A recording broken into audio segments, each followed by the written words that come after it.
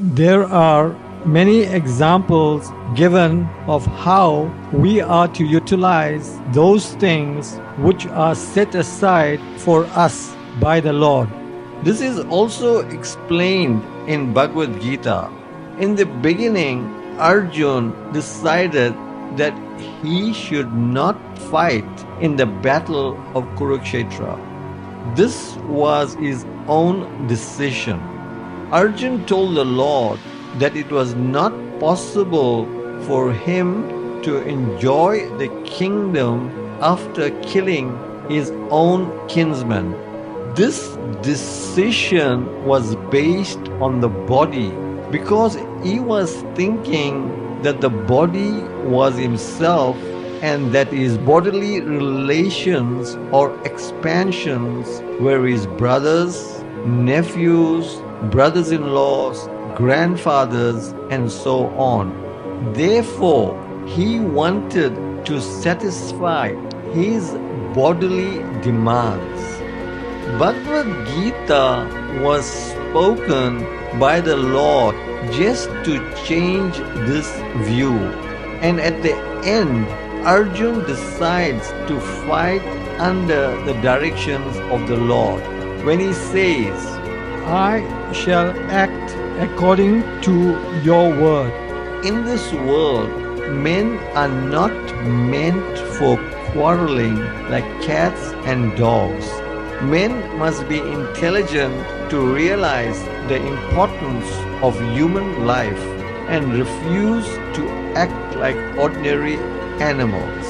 A human being should realize the aim of his life, and this direction is given in all Vedic literatures, and the essence is given in the Bhagavad Gita.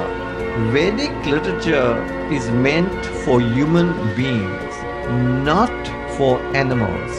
Animals can kill other living animals, and there is no question of sin on their part.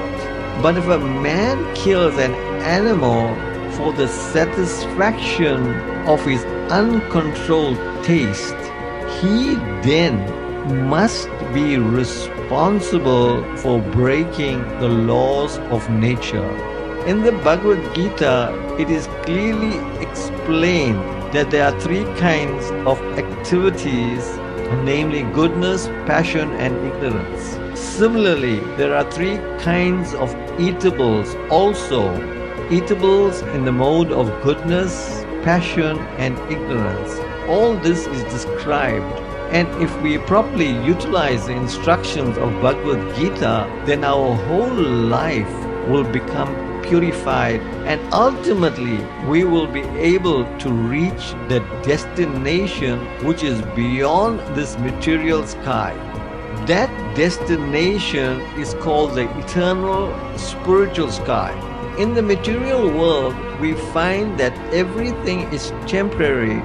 It comes into being, stays for some time, produces some byproducts, dwindles, and then vanishes. That is the law of the material world. Whether we use as an example this body or a piece of fruit or anything. But beyond this temporary world, there is another world of which we have information. This world consists of another nature which is eternal, and the Lord is described as eternal in the 11th chapter.